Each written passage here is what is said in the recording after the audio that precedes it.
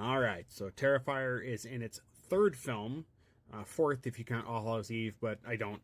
I count that as kind of the starting of things. But and it's getting the usual things we see now. We see that there's groups of people who are the hipster crowd, right? That are like, oh, I liked it before it was cool. You have those people, and then you have videos of people now talking about how art here is an industry plant, how this is all just planted because they've never even heard of the movies before, even though they contradict themselves and they've said they've seen 1 and 2 way back, and then now they think this is fake.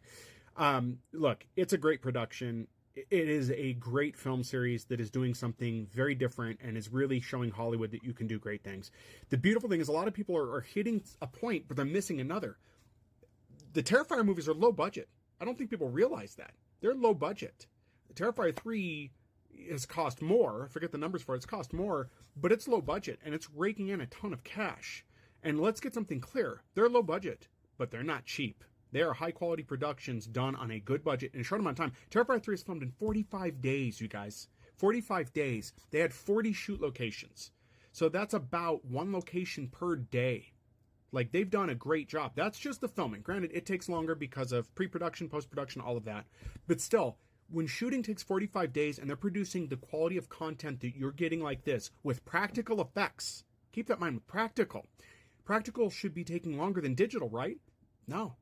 And they're doing it. They've got a formula that works, and it's great. And they're pushing the envelope, and they're showing things that can be done.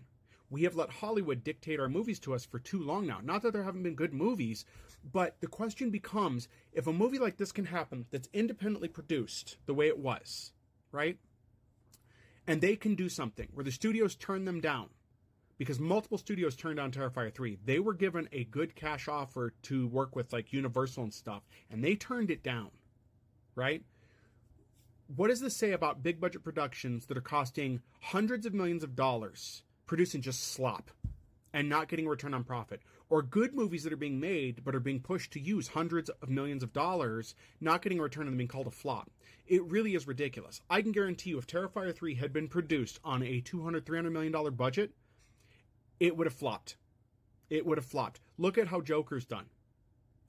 So I think there's an appetite for people to get into these movies, but it's going to take a reacclimation of things, right? Horror used to be a staple of the United States. We used to produce a lot of horror movies. Not that all were great, but look how many cult classics we have. There is a reason why people are throwing art in with the same basket of horror villains as like Freddy Krueger and Jason, because he is in that caliber. I keep saying caliber. I think it's caliber. Tell me in the comments if it is. Anyway, they're producing a good horror villain, really good horror villain that is perfect. And I'm telling you, with 3, the fan service, in terms of the references made, in terms of how the gore was done, it's a throwback. It is a love letter to everything horror and slasher. And it's great. And it still has a pretty decent story with it, too. It is really well done, and we're looking forward to, possibly a 4th and 5th movie. Sounds like 4 is already happening, and it may need to stretch into 5, but Damien Leone has said that he's not sure if the story he wants to tell is going to require him to do, like, 2 hour-and-a-half movies or just 1 2-hour, 40-minute film. He's not sure yet what he wants to do with that, but he says he's got it worked out.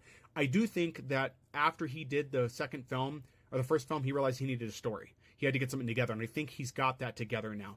And I'd like to see what else they're going to do. I think they have a wide berth to work with in terms of films they can do now. They have shown that these films aren't just profitable. A lot of people like them. And a lot of horror fans like myself who have been wanting something like this are finally getting it. And it's finally getting the attention it deserves. So, what do you think? Do you think this is wrong? Do you think we need to stick to the very, lightened down horror that we see, or are you guys wanting more of this? If you have not watched anything like this, maybe you haven't watched the old horror movies, you're going to go back and watch those. Do you want to see more content like that?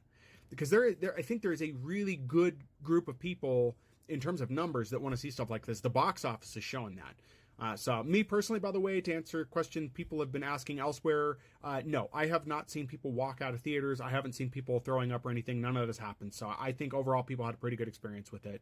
So I am glad to see a lot of people turned up. I saw a lot of people wearing horror t-shirts, a lot of people laughing during the film, thought it was great. Anyway, what are your thoughts, guys? Leave them below and let me know what you think.